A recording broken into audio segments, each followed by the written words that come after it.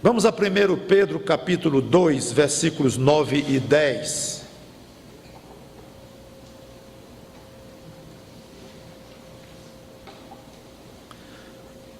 Primeira carta de Pedro, capítulo 2, versículos 9 e 10. Na realidade, a segunda parte do versículo 9 é uma continuação da pregação anterior. O título da pregação é Vitrine Ambulante. Vocês vão entender breve a explicação deste tema. Vou falar sobre muitas coisas de que esse texto trata. E o fato de ser vitrine ambulante é um aspecto só, mas eu não poderia colocar todos, que ficar um título como os livros de séculos atrás, que eram muitas frases para explicar o título de um livro. Hoje não é mais moda isto. Então, 1 Pedro capítulo 2, vamos ler o 9 inteiro e o 10. Vós, porém, sois raça eleita, sacerdócio real, nação santa, povo de propriedade exclusiva de Deus, a fim de proclamardes as virtudes daquele que vos chamou das trevas para a sua maravilhosa luz. Vós, sim, que antes não erais povo, mas agora sois povo de Deus, que não tinhais alcançado misericórdia, mas agora alcançastes misericórdia. Vamos orar. Santo Deus, usa a mesma misericórdia tua, agora no outro aspecto, para nos abençoar nesta pregação, nos edificar, nos abrir os olhos, para enxergar coisas claras, as não tão claras, de maneira que tudo que vai ser dito aqui seja útil para a vida daquele que já é salvo em Cristo. E por os que vão ter contato com esta pregação, que ainda não têm a bendita graça da salvação em Cristo, que eles a obtenham através de uma fé vinda junto com o arrependimento dos próprios pecados e uma entrega incondicional ao Senhor Jesus Cristo. Então, te glorifica através desta pregação em nossas vidas. É em nome de Cristo que nós te pedimos e agradecemos. Amém. Já vimos nas pregações passadas que Deus nos fez pertencer, eu digo, nos fez àqueles que são crentes no Senhor Jesus Cristo, pertencer a uma nova raça, eleita por Ele, nomeando-nos sacerdote, tornando-nos filhos do Rei, parte de uma nação santa, separada, povo de propriedade exclusiva dele, Deus. Já expliquei tudo isto. Terminei a pregação passada, então, perguntando: com que objetivo Deus fez tantas coisas como essas descritas em nós? Nós temos alguma coisa a fazer como consequência ou até mesmo em contrapartida a tudo que foi realizado em nós? Deus espera algo de nós? Que tipo de atitude devemos ter para com Ele e para com os homens, depois de passar por tão profunda transformação? Ficamos de responder hoje, é o que eu pretendo fazer. A segunda parte do versículo 9 responde esta pergunta claramente, quando diz que nós somos raça eleita, sacerdócio real e tal, aquelas transformações foram feitas em nós, a fim de. Então, quando você vê esta expressão, mesmo em qualquer leitura que se faça, sabe que agora vem o enunciado de um propósito, seja lá qual for o assunto. O assunto aqui na Bíblia é: tudo isso foi feito em nós a fim de. É momento então de ter uma atenção especial, abrir bem os ouvidos, o coração e pensar: epa, vai ser dita agora uma coisa muito importante. Deus fez tudo isso em mim visando um objetivo. Qual o objetivo? Ele vai dizer agora. Está claro para quem sabe ler e quem consegue ouvir. a fim de proclamardes as virtudes daquele que vos chamou das trevas para a sua maravilhosa luz. E aqui está um dos versos, ou uma das frases mais importantes da Bíblia. Exagero meu?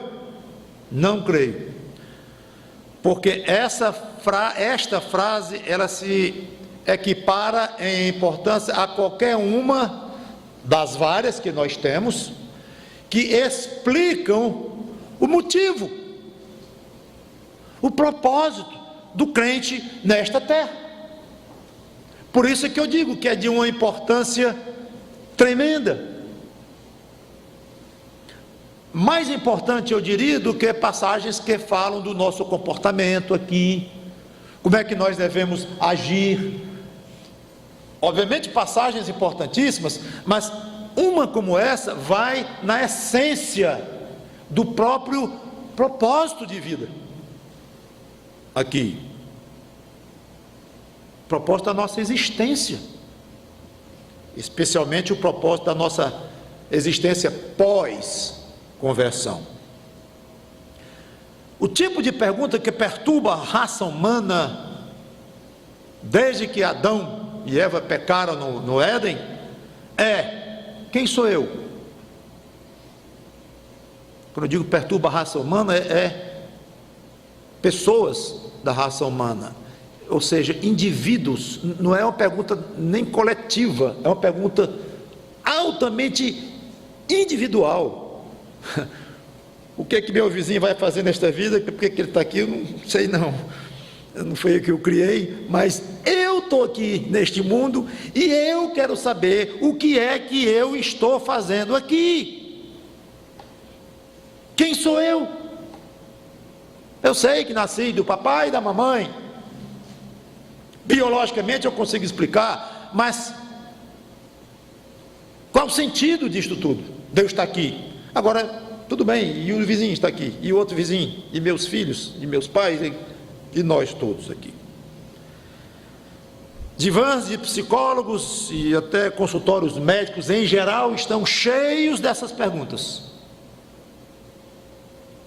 porque de fato é um questionamento razoável, lógico e ao mesmo tempo forte, pesado, eu vou dizer mais, terrível, pelo que envolve.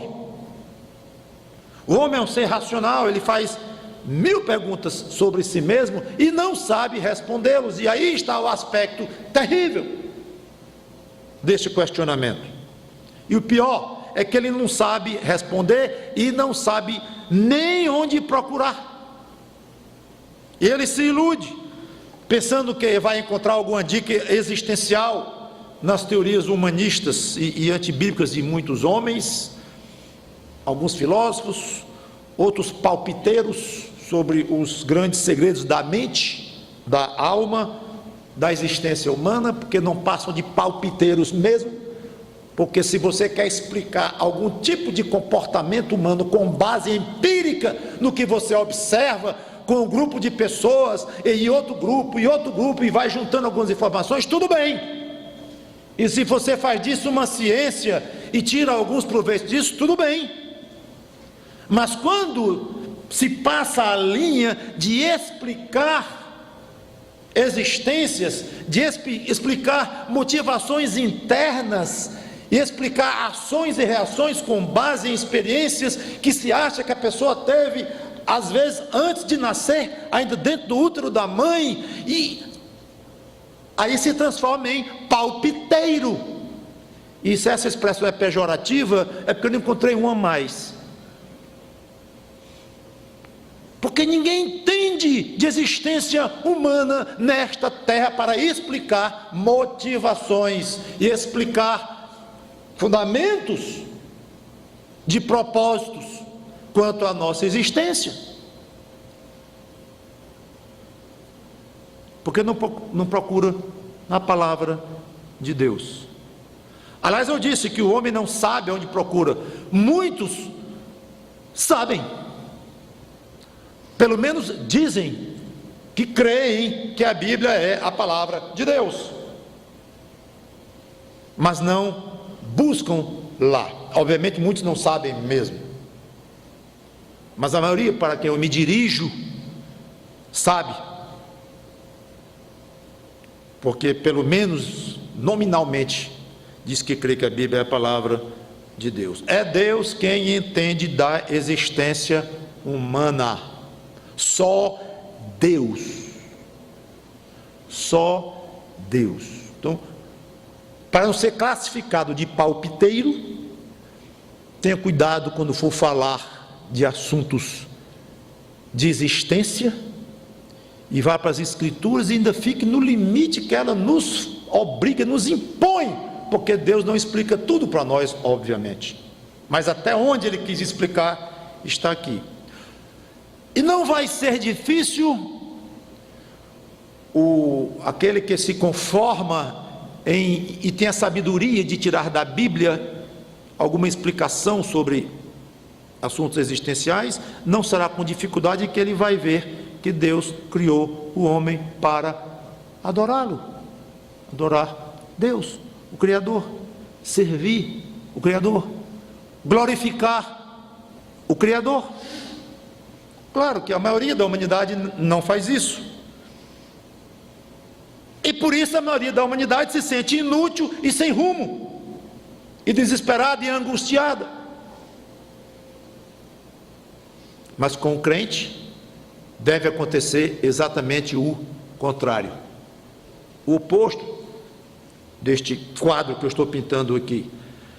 Através da palavra de Deus ele fica sabendo não apenas quem ele é, uma criatura de um Deus soberano, todo-poderoso, um eleito de Deus antes da fundação do mundo, alguém que foi salvo em Jesus Cristo. Ele sabe perfeitamente identificar a si próprio quem ele é, mas além disso, ele sabe o propósito pelo qual ele está vivo nesta terra: glorificar a Deus. E esse propósito ele pode ser explicado em termos de vários subpropósitos, ou vários subitens que estão embaixo do grande item de glorificar a Deus, que expressa de fato, resume todo o propósito da existência humana: glorificar a Deus. Não somente humana, a natureza, os peixes, as aves têm a obrigação de glorificar a Deus, mas estamos falando de pessoas racionais. Um desses subitens do item geral de glorificar Deus é exatamente o que Pedro explica na segunda parte do versículo 9, quando diz: a fim de. Então ele nos tornou sacerdotes reais, nação santa, povo de propriedade exclusiva de Deus e tal, para, aí diz, proclamar as virtudes dele, Deus. É um objetivo tão claro e tão simples que nos deixa até desconcertados pela clareza e pela nossa, sei lá, dificuldade, lentidão, lerdeza em perceber isto. Nós crentes, agora estou falando para crentes, perceber o quão simples é o propósito de um crente nesta vida, desconcertantemente simples. Talvez muitos pensem que o objetivo aqui nesta vida é ter uma vida correta, ser um cidadão de bem. Seria até interessante pegar uma caneta, um papel, distribuir e dizer: escreva aí, irmãos. Mas agora já não teria mais graça, mas antes de começar essa pregação teria sido interessante. Escreva aí um objetivo na sua vida, o grande objetivo, ou alguma coisa que faça parte do grande objetivo. Bote aí. Seria interessantíssimo ver o que iria sair. Não sei, algo talvez, ter uma vida correta. É fazer o bem. Fazer o bem é o objetivo da minha vida aqui, especialmente depois que eu me converti a Cristo. Ser respeitado,